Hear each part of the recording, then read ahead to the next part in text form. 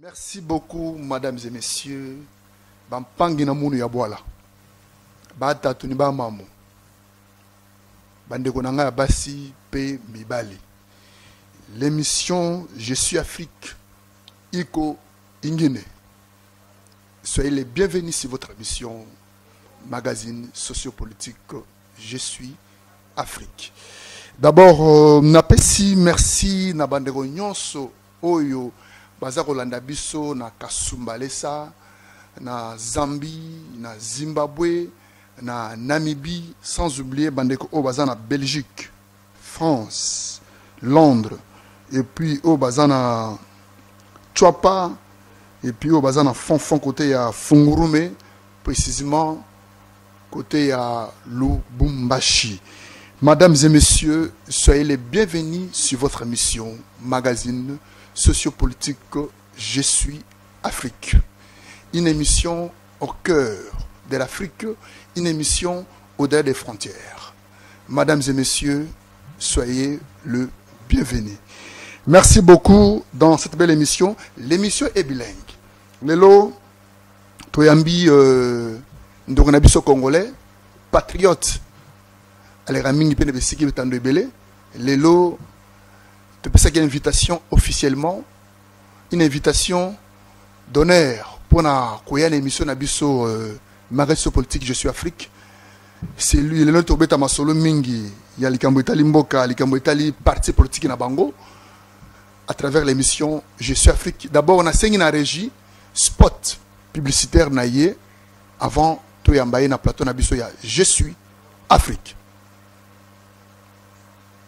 Plateau, s'il vous plaît. Régie, s'il vous plaît.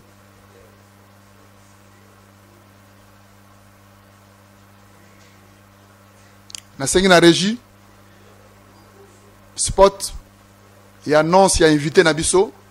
Oh, tu as mis le 27. 5e mois 2025 à travers l'émission Je suis Afrique. Régis, s'il vous plaît. L'émission magazine socio-politique Je suis Afrique, une émission au cœur d'Afrique, une émission au-delà des frontières. Reçoit. Rémi Loutadi, président de la Ligue des jeunes de l'Alliance pour les actions républicaines, en sigle AAR, parti cher de son excellence Ndaye Tchiboui Laurent JP, mardi le 27 mai 2025 à partir de 17h juste. À travers la chaîne télévision Yousra TV, rediffusion dimanche à partir de 10h40 avec Papa d'Afrique, le journaliste Kelor Mulumba. Serviteur de la République, ne manquez pas. Merci beaucoup, mesdames et messieurs. Ça, c'est l'annonce de notre invité d'aujourd'hui à travers l'émission magazine sociopolitique Je suis Afrique. Bonjour, papa. Bonjour, Ndeko Gelor. Bonjour na téléspectateurs nyonso baota la biso. En tout cas, na sepeli mingi que vous invité à l'émission na yo, une très belle émission avec un beau plateau. En tout cas, chaîne est vraiment chaîne moreza crédible. Boyambinga bien na pesi ba congolais nyonso oyo bazana ba bisika oyo eza ya pasi mbote na zo reconforter bande kona biso bazana est. Et tu es ici bango que bazala na kimia kala mingi te to lingi ko récupérer parti wana ya mboka pour que mboka zala encore une fois unifié. Merci. Merci beaucoup papa. D'abord c'est la première fois que tu es en bonne plateau sur Afrique. Batbaye bayo ozali nani. En tout cas nazali congolais comme on a Rémi Loutadi. Donc de père et de mère. En tout cas, de père et de mère. Papa congolais, maman congolaise. Donc voilà. Congolais Rémi Loutadi, président de la Ligue de jeunes. Il y a Alliance pour les actions républicaines. Parti cher, il y a Excellence Ndaye Tchiboui Laurent Juppé. Le politique, ou soit le politicien bio, sans soupçon de détournement, ni gabégie financière. Donc, biso vraiment, maboko pembe, car ozomona maboko nanga izalia.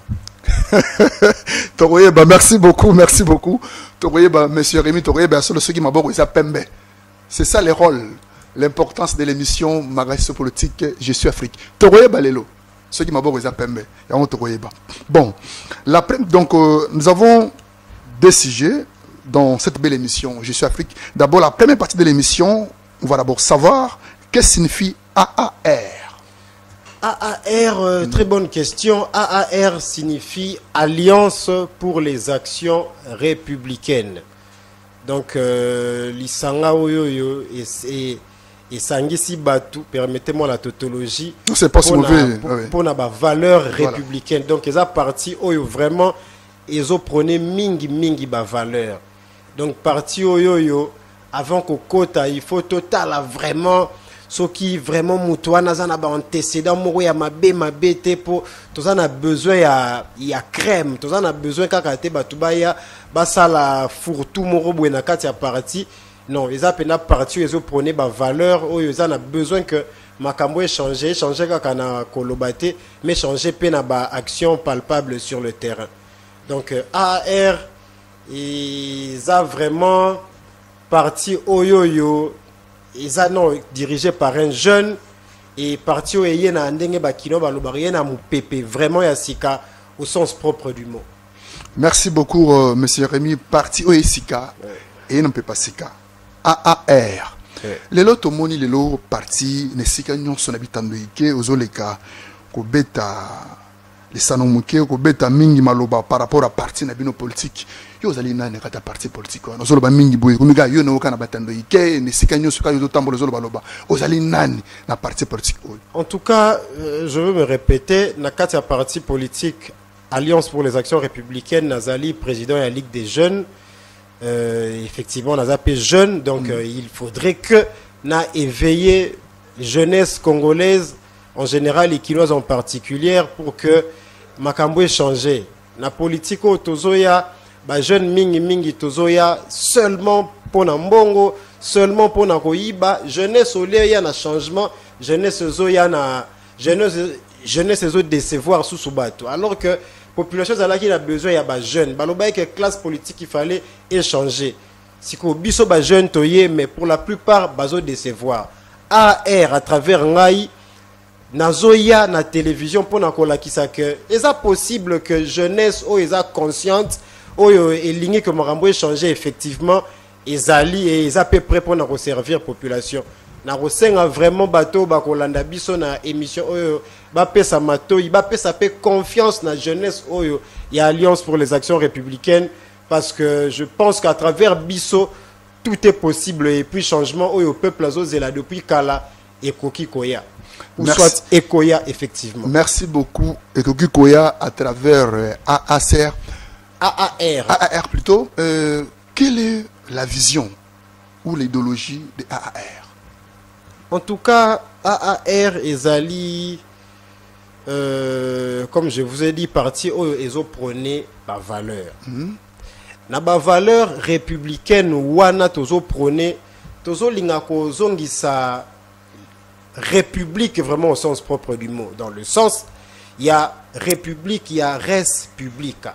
La chose publique et loko ya batu nyonso bakambio bazo diriger bakambio bako diriger bakambio vision o AR ezanango ezali vision ya que mokambi o ya koya aya pona ko comprendre que mboka eza eloko na e privé te mais mboka eza eloko o eza pona batu nyonso eza eloko eza bien public. Donc tant ozo ya ko gérer eloko eza pona batu nyonso il faudrait vraiment éthique, il faudrait des vertus, il faudrait aussi une bonne moralité. Mais pour ne pas trop compliquer les choses, AR eza parti o eza toza na kati ya social-démocratie. Donc tozo qui paie peuple, tozo respecter pe mibeko ya mboka na biso. Assurance Nino vraiment d'abord le pays, notre pays d'abord la RDC appartient à tous les peuples congolais.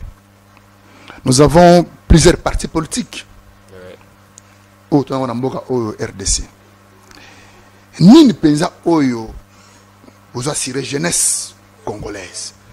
Parce que tout le monde qui va parti politique est belé et il y a kana masolo ya lolengi wana obusa na ngom kwalelo et que ça la changement et que bon ça boyer et ligne était mon boyer ça la boyer mais après ceux qui parti on a eu pouvoir et vendre na kita bokonzi changement psychologique à travers leur vision leur idéologie et changer malamoko est-ce que les lots AAR un jour ceux qui ont passé les grâces qui vont comme quelque part tout un ministère pour changer esprit de méthode il y a vision il y a parti malheureusement pas une.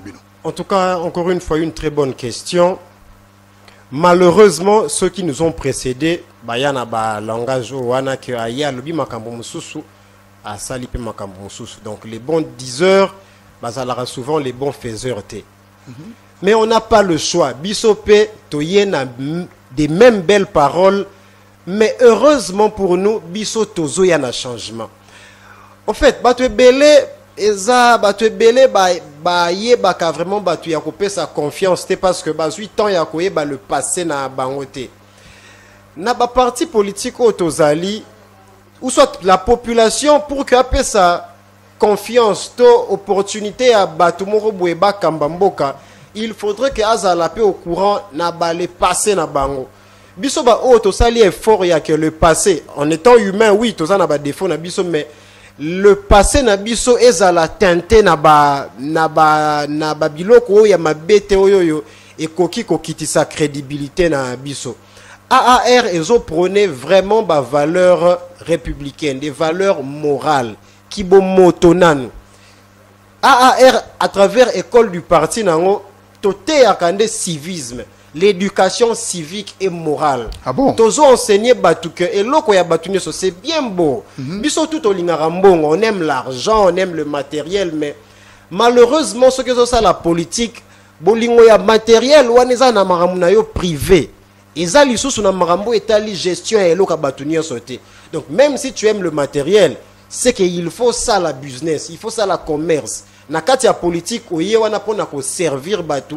Et l'enseignement au président Nangayi Nda et Chibouy Laurent Juppé a bêta c'était tous les jours que tango bozo le kana TV maloba oyo roloba et la telinayo accoutrement na yo maramunyo soko sala et bala na pe quand même na malobozo pour que obebisa même pas image il y a parti et non image aussi à président national. Merci beaucoup. Merci beaucoup. On a reçu plus de 126 messages sur les comptes TikTok à travers cette émission Je suis Afrique par rapport à l'annonce il y a arrivé à inviter Nabiso Mkolelo. Bon, parti AAR et ça les combien d'années peut combien de mois na kati moko na biso Congo. En tout cas AAR ils a parti yo et Oumeli quand même et ça lit 8 ans déjà. 8 ans. Donc AAR a ce qui a la moana, ce qui a la mutundele, je pense qu'à la deuxième primaire. Donc AR, à jeune AR, à moana oyoyo, effectivement, au monique ils ont parti musu c'est le baramingi mais ça va partir à Kala. Peut-être baza mikolo na biso ou soit peut baza ba jeune mais bazui pouvoir bazo sala ba mamsu. AR en étant jeune aussi oyo ba kambina on peut baza ba jeune to yé vraiment effectivement na ba idée à sika na makambo à sika et je pense que d'ici là, nous aurons certainement à diriger, nous aurons le pouvoir et beaucoup moins que Marambutozo lo balelo et que ça l'appelle Marambuto Kosala. Et puis ceux qui sont Marambutozo lo balelo te émission on a sengi et ça la garder pour que ezonge langai été yangai. Merci. Merci beaucoup. Na ebike bino politiciens bo ba trop. On doit parler de politique bozana donc disons maloba soukali tellement trop ya ko informer biso o esengeli ya bokasi à parti na bino politique to conclure dossier à parti politique na bino to ta sixième sous message na ko par rapport à parti na bino to ta sixième sous. En tout cas message na repé ça par rapport à parti politique na biso ezali que par rapport ya ba maloba olobi wana batu belé balobaka soki na no bazana pouvoir te soki bazui pouvoir ba changeaka. En tout cas, je sais que je peux pas commencer à jurer ici mais différence c'est cause là parce que eza mbula ebetaka mbula pe esilaka donc ba maloba ya lokute yaka mais vérité peut ko finir par koya AAR ezali vérité oyo et finir par koya vérité oyo en étant na exercice à pouvoir Mema. C'est vrai que nous n'allons pas tout arranger, mais ça la différence n'a pas parti au ni surtout na bateau ni surtout bayara koloba makamususu et basala rapé makamususu. En tout cas, la population congolaise et quinoise en particulier, beau compter sur l'Alliance pour les actions républicaines pour ayer un changement et ayer une valeur morale et civique. Merci beaucoup, monsieur Tolobi Boye. Vous savez, d'abord on a pesi merci na Sango Mokonzi Isali Mutombo. Balobi que ceux qui muto sali bolamo. Kulo bolamo na eza mabeta. Sango atamboli ne pisika nga na tambo nanu te. Atambo na ba territoire oyo nga na comité. Mais sango tango akomi na zu implice pas inaye. Est-ce que kokumisa sango ezali sumu? Parce que sango apesinga mbongo na lié mabeza api. Est-ce que mbongo sango apesinga na lia eza mbongo na bino bosilika? Eza mbongo na bino ta? Napesi merci na honorable Béatrice Tembo Mununga, sans oublier de saluer Gina Keshijina et Madame Agnus Ambambo et bébé Roberto, et sans oublier de saluer Pichu Karande Mémoire Nakatia Japon Balobi Muto Atambolaka Mundezo Chamusapi Rabi Pichu Karande Mémoire Nakatia Japon Muto Atambolaka Mundele Azocha Musapi. Merci beaucoup. Popolora Tolobi Boye. Les lots tomoni étaient politiciens belé.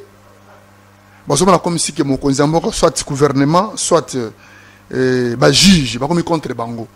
Par rapport à procès à Matata Pogno. C'est en tant qu'analyste politique. Vous allez montrer des informations cibles, et sûres. Où est le Kanamboka Lelo, où est le Matata Lelo du matin. Pourquoi les lois sont à niveau à travers le dossier à Matapogno. Merci beaucoup pour la question. En tout cas, ndenge na banda qui au début il y a émission nazolo ba que parti na biso za parti ba valeur. Parti na biso za parti te oyoyo na kubanda koya kokote la ba individu. Et ça passe vu l'éducation que j'ai reçue de mes parents, et ça peut sanga occasion te ya koya na télévision pour na koloba makambo mususu oeza oyonga na zomona différemment. Donc par rapport à il y a procès à ancien premier ministre Augustin Matata Pogno, je pense que Rosala bien que la Cour constitutionnelle ait sa verdict oyoyo et ko sepelisa mboka pe et ko honorer mboka, parce que ceux qui procès est commis trop, on dirait, ils ont compte à rendre, ils ont petit au côté. Non, bah, quand déjà coûte verdict déjà. Effectivement, non, non. Au comprendre, on a été. Bon, ils ont payé Lingala quand même. Lingala, peut-être, Lingala, côté où on a verdict, voilà. Il faudrait qu'ils répondre na OESA solo, parce qu'il s'agit de la justice. Exactement. Donc, ceux qui ba procès oyo et comme ils les kanambo kanabiso, et ceux sa image locale les a compte à rendre ndemabe. Mais s'il s'avérait que l'ancien premier ministre Augustin Matata Pogno a yibaki réellement bon mboka, en tout cas, na sepeli na décision à Cour constitutionnelle, mais na kubandela susu koloba que mboka oyoyo, il faudrait que total a lisusu les loté, total a bana na biso tozobota génération future. Torotiki la bango nini. Matata passera, Kamuleta passera, mais bango mi balé wana barotika nini. Le président Kamuleta paye, il faut yeba que marambo yazo sala lelo, et ça na ba répercussion na ba mikoloezo ya. Est-ce que répercussion ana ekozala pona intérêt à mboka, te kozala pona intérêt à mboka te. Pour la gestion, en ce qui concerne la gestion aussi, Premier ministre Matata Pogno, s'il s'avérait que Aïbaki, Baye Barake, Lelo Bazo Iba, Banana Bango Bazo, Sepela, Bazana Banda, quoi bien, Bazo Kende ba voyage, mais tout se paye ici-bas. Tout le monde a battu, Yasera Mobutu, Bazalara peut-être plus riche que Bango, et Lelo Soko Taliban na Bango, même Misuso, Bakufana Nukutute, Bazo Ibso, Papa Onde, O Wano, bobanda ko yoka yo mozo mituna est-ce que bazo si yo mana ko musique disons quoi ils va rendre compte ton ndengeni en fait na banda ko lobela soki ezali que matata ponyo ayibaki ayibi mbongo na bisote faut bakanga yanga inayo ah voilà mais soki ezali pe ka ayibaki te pression bana pe lelote hein et banda lelote c'est ça le problème bana muke bakati yango na soki bakati na basoki parce que sincèrement je parle en étant population. C'est en conditionnel. Aussi on peut zalaki tellement clarté. Bakati, cours conditionnel.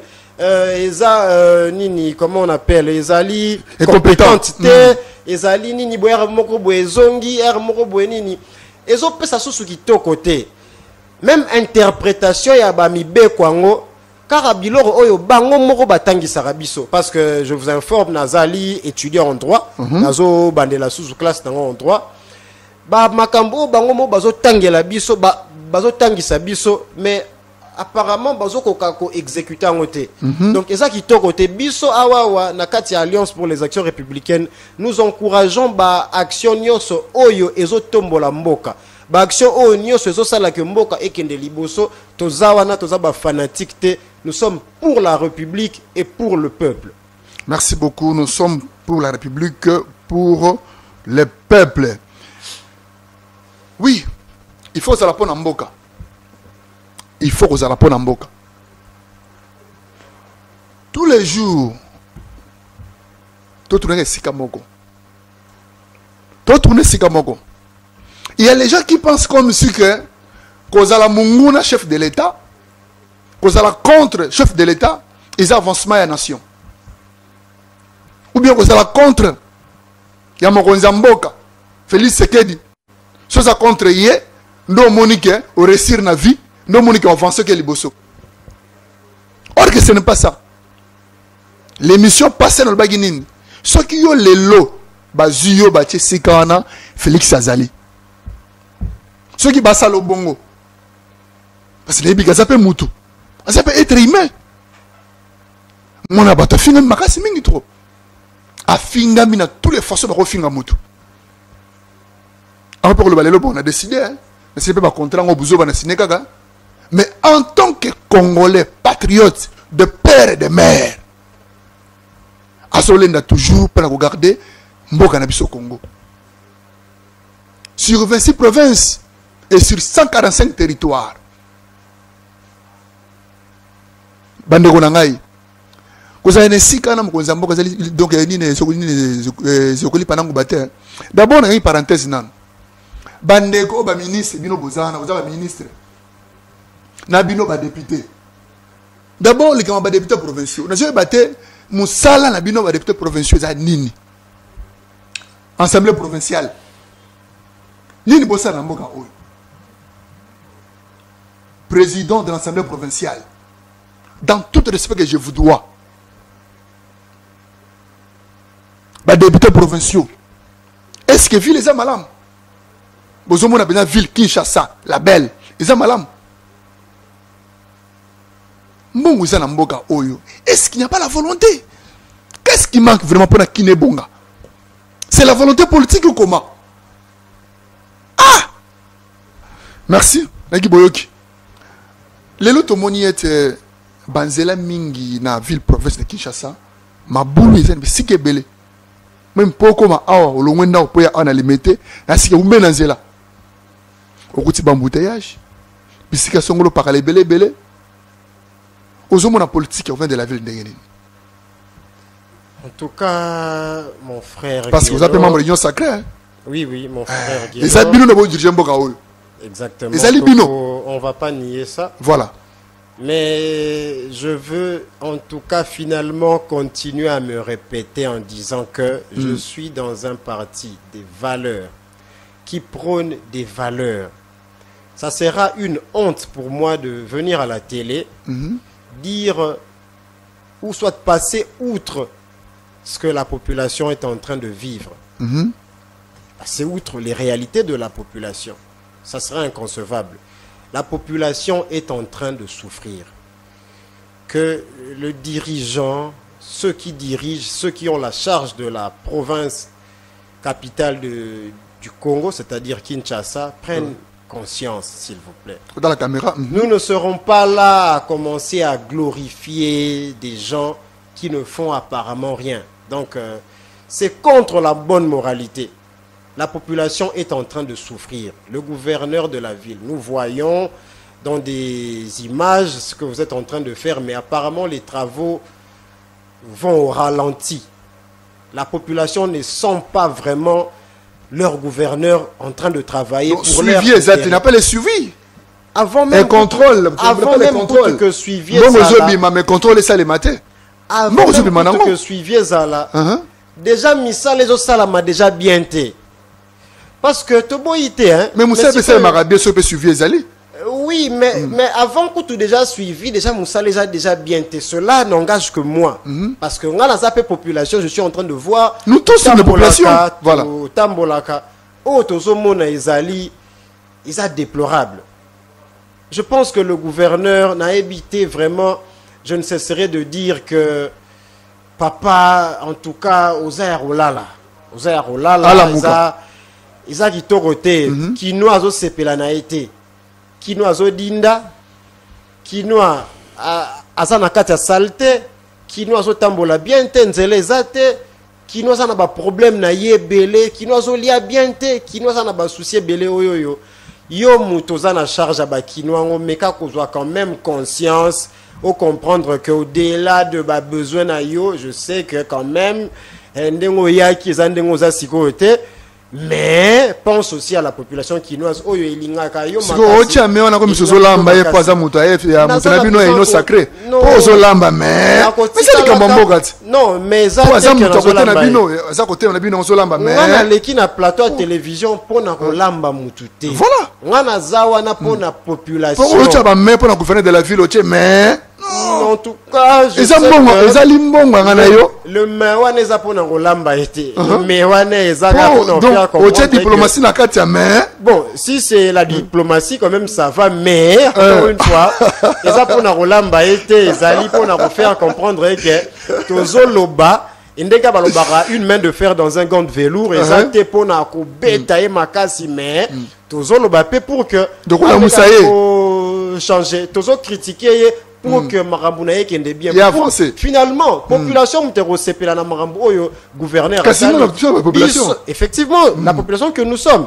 Il y a un ta bisonde monde terosepela na musala au gouverneur na biso ville à Rosala. Pour na katite parce que bigé maboulou on créé que les logements moto 5000 francs place à 1000 francs et on est 4000. Mais effectivement na yé transport moto awa na yé na moto, je pense que j'ai dépensé une affaire il y a 18 000 francs. 18 000 francs. 18 000 donc, des peines sur ici vers les peines ti awa na limité 18 000 francs.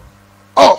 Pourquoi? Parce que moto déjà matisi ndenge ba mais ça na matissa alors que ministre ya transport provincial Boba Miso Azawana na yebité excellence ba kombo bino bolinga yango na excellence Boba Miso. On ne peut pas être excellence ceux qui on pense pas à la population.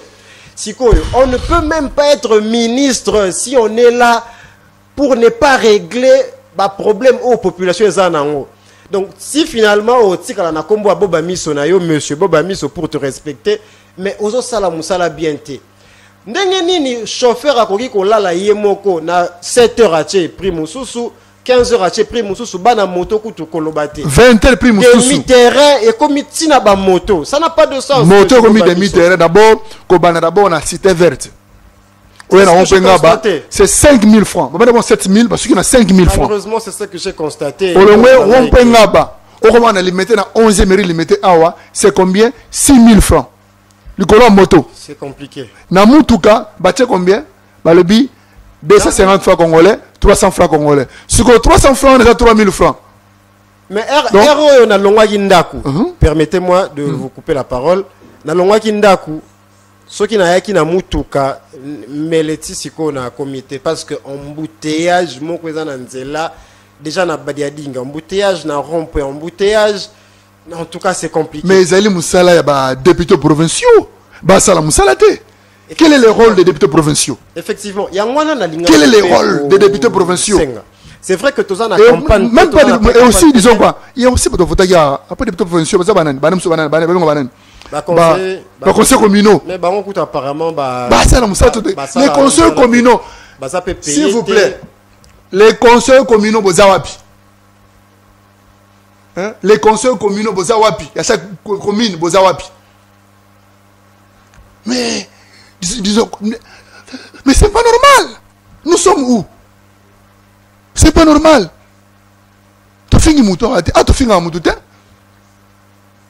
C'est pas normal. Les conseils communaux Bozawapi, les députés provinciaux, Bosalanine. Monsieur le président de l'Assemblée provinciale, où est le plénière? Mamboule Gana Kinshasa, Tarabanzela, transport, les ministres des transports provinciaux. Fais ton travail. Vous avez la parole. Par rapport à des députés provinciaux, tous en campagne, mais nous avons interpellé les populations. L'élection Bandi Namboka depuis 2006, la population congolaise a subi quelles conséquences? La population est subir parce que Mindele Baloba, le peuple mérite ses dirigeants aussi. Population bino mutubo vota qui ba députés provinciaux pour na ba pesa ki Liputa, pour ba pesa ki Basamapa, pour ba pesa ki nini.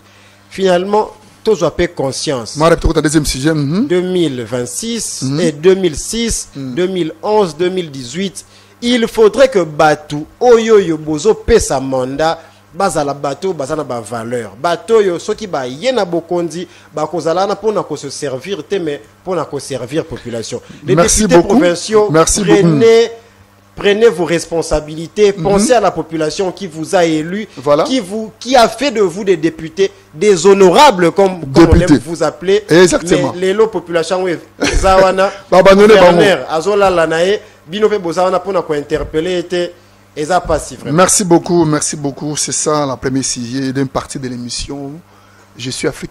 Si tu as une deuxième partie dans notre émission Je suis Afrique, c'est une émission socio-politique.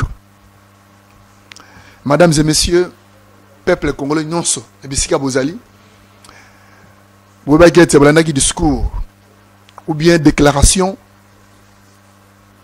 il y a ancien chef de l'État, sénateur en vie, Joseph Kabila Kabange. Nous avons trois choses qu'on a à retenir. Dans trois, il y a PC 12 points. Il y a Liboso, l'adresse à la nation. Parce que dans le temps, on a ancien sénateur, on a droit de s'adresser par la nation. Pour être président de la République, fonction. Par le biais, Azali ko s'adresser à la nation. Yami Balé, propos naie, c'est comme si à l'objet du gouvernement oyo salam malamute. Ils ont régime Amabé, régime oyo 18 ans, des amalam. C'est le propos. Yami Satou, à l'objet de Arolinga Asilisa, dictature non sur les garants mboka au gouvernement oyo, passé na kimia. Et un amboka. Papa Rémi. Et ça passe mis en boka. Comment le discours par rapport à la condamnation, poursuite plutôt, il y a un sénateur en vie, Joseph Kabila Kabange, parce que l'on le bosso, bah pesa une invitation, bah tu n'as une invitation dans Nakunaye, na Sénat, invitation na tout ça qu'a ngote à répéter. Si vous voulez, à mon été, bah pesa ma justice, pour interpeller, bah yo kaye, na oeza na kombo na ye, est-ce que ça solo, to eza malam. Si que discours oyo, bien, déclaration celle qui wana, en tant qu'acteur politique, au monde mondial, pour ça membre de sacré. Merci pour la parole. En tout cas, Narolinga Mingi Kozala, vraiment des mobisinga acteur politique pour nous décrypter discours. Il y a. Donc vous avez 4 minutes. Président honoraire Joseph Kabila. Ce qui est vrai, il a fait un très beau discours en tant que politique. Un très beau discours. D'ailleurs, un discours destructeur. Un discours où il vraiment à Betty, adversaire nae Nzete. Mais malheureusement, sorti de la bouche de quelqu'un qui vous fait juste rêver et qui n'a pas l'envie de vous faire, de rendre ses rêves la réalité. Donc le discours du président Kabila fait rêver, mais malheureusement sorti de la bouche de quelqu'un qui ne rendra jamais possible cette rêve réalité. Seulement parce qu'il n'a pas l'amour du pays. Je le dis, je le confirme. Il a fait 18 ans au pouvoir. C'est sous le président Kabila que j'ai vu qu'un pays peut manquer une police disciplinée. J'ai vu les prêtres être tabassés. C'est sous le président Kabila que j'ai connu... Le sénateur en vie. Bon, le président honoraire. Ouais, voilà. Sous le raïs. Déjà président, c'est sénateur en vie. Le sénateur en vie. Chinarambo. En fait, on a pouvoir au Congo et Salaye. Mais oyo ataelo ko morote ya lobeli na ba 12 points na wana asaleli Congo. C'est dans ce pays que na moni que bakoki ko benga président de la République Chinarambo. Alors que Chinarambo aza acteur moko boye na film ba nigérien o azalaki sans pitié. Oyo soka kuta na mutu dans mutu. Et puis on était content que le chef de l'État s'appelait Chinarambo. Et c'était normal. Que c'est sous le président Kabila, le sénateur à vie, que j'ai compris que ceux qui placent aux polices à Kokite, babengara moura, pour nani moura beta kananzoto. Donc moura est normal que ceux qui la police est Kokite mouraye, bino faut panzana pour moura beta kananzoto. C'est sous le sénateur à vie, Joseph Kabila, que na moni que, je crois, major, ce capitaine Karine, akoki ko beta mutu masasi et puis il a kangi miso. Vous étiez là, Rossi Mukondi. Voilà, si comme Marambu c'est sous le raïs kombo ya lingaka. Babengaye. Sous le raïs que na comprendre que Mboka ekoki kozanga jardin zoologique, mais président de la République en tant que businessman azane nango. C'est sous le président Kabila que na comprendre que hôpital à cinquantenaire et kozala bisona ba indien. Mais maman Olive a un hôpital à Mounene. Donc le président Kabila a un droit à kosala mamno ça doit parce que finalement aza congolais, aza congolais. Mais ça n'a maramsou c'est monana que il y a commis comme on a battu le la bazoba. Même population n'a pas interpellé population. Tokoki ko continuer tena les lots n'a pas mona battu. Kabila zonga ye. Mais ils ont fait ça passer. C'est que même Moutazo Lobake Kabila azonga nae na mutuna a évité que tu as 100 millions de Congolais. 100 millions de Congolais capables de changer les choses. Admettons les lots que na ndenga mabete.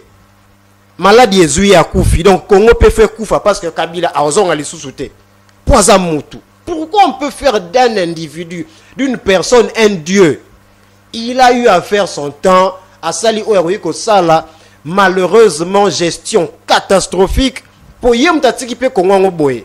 Atiki Congo na banzela te, atiki Congo na ba policier ba senga rambongo to yebi ke likofia nani mbota likaku mbota likasu biloko nyoso na to yebi ke policier nani militaire ba ne ko futa moins de $100 to yebi que transport ezala ki pasi to yebi que colis ezala ki pasi. Mais si ko Kabila ngo eza pona ba classe ke kotanga mais classe on pas ke kotanga ezala classe à bonne gestion tin. Donc yende ngazawana ce qui a vraiment bon ce qui est vraiment rôle va peut-être aligner beaucoup pour aligner radar beaucoup. Donc ce qui a besoin que quand même population ça la même kimia pour ba intention oyi azanango c'est comme si bazana besoin les sous que ba bunda na bango les sous aluka sous pouvoir na ndenga makasi mais ce qui a aligner quand même mboka ngwata mukie ba obemina ku bazawana ba shadari bazawana alukela bango nini pour que bango na voie moko démocratique ou tout ça na ya ba élection ba postuler ceux qui bazui ba roleka na bango comme des présidents. Merci mais beaucoup. Yeli Soussou, merci beaucoup. En tout cas il est pas capable de changer les choses. Merci beaucoup. Pessimiste mais na yebié pendant 18 ans na Monique a salé l'oroté na joué batté faut pas passer sous 30 ans comment. Merci beaucoup parce que vous avez un discours wana ou bien déclaration wana peuple congolais a zonga na kiburi kiburi. Bala ne la point par point. C'est un homme très dangereux. En fait, discours Wanakutu, Ezali, problème Ezawana, Ezali, le grand problème c'est la population aussi. C'est nous, c'est nous. C'est nous la population aussi. Donc devant Bisso Tozana Renard, Azosala le corbeau et le renard, il a des beaux mots, il a des belles paroles. Mais c'est un renard, Azozela Topé Sahel Isusu, fromage Joana après Alia Kende. Donc Moutuloko la Kabila Nandenga Mabete, il est allé apprendre à jouer expérience, mais il peut rendre service à la nation Namakambu Misusu. Nengaza sénateur à vie, akoki ko pesa expérience na kati ya Sénat. Akoki pe ko pesa expérience na soki alingi lisusu, soki akokoka lisusu ko susu ba fonction misusu, mais fonction à président de la République pour naye. Et comme ka mo lisusu bien te même mboka ngo to remonde on dit que ça pena mboka ya bato. Merci beaucoup. Réfléchir te proposer la lisusu retour à merci Kabila. Beaucoup monsieur Rémi. Merci beaucoup d'abord Tomo Chitena fait émission déjà to comme à la fin. Oui. Donc toujours dans 2 minutes au balaye question au likamboya plaque au balabaki que Potobima jour père na jour impair bâti 9 exam koloya lundi mercredi vendredi pour un jour impair jour père bâti mokolo mardi jeudi et samedi mais non comme si qu'il y a comme une vulgarité mais ce qui est comme bongo au moins vous avez 2 minutes au balaye. Merci pour la parole. Je crois que dans les cas qui déjà na émission Moroboué na chaîne Moro à la place Awawa na lobela qui peut sujet wana. Vous avez 2 minutes au balaye moi je suis. Et je pense aussi que le gouverneur Ayoki parce qu'il fallait déjà ils allaient signer mais apparemment batiki yangopo natala kelo romoboué sur Facebook balobi mbatu baké fête vendredi na plaque mususu bazonganda kunde ni samedi. Donc yemora comprena qui ministre Naebo Bamisope a compris que l'or balinga ko sala ezalaki vraiment. Merci beaucoup. Na sengi photo mo ezana. S'il vous plaît.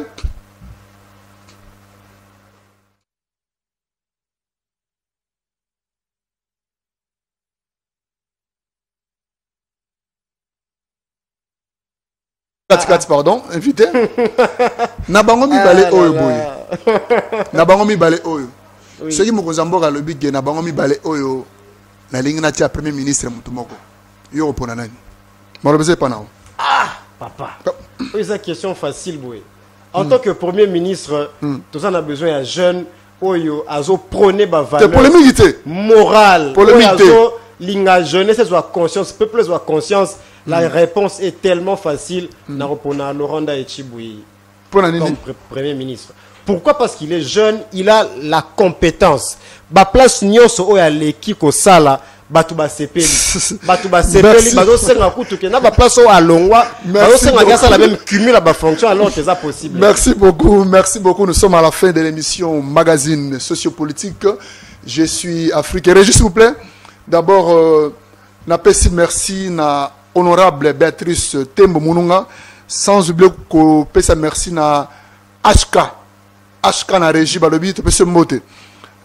Mama balobi balé pour na clôturer émission ko lelo. En tout cas, n'était plateau vraiment za kitoko.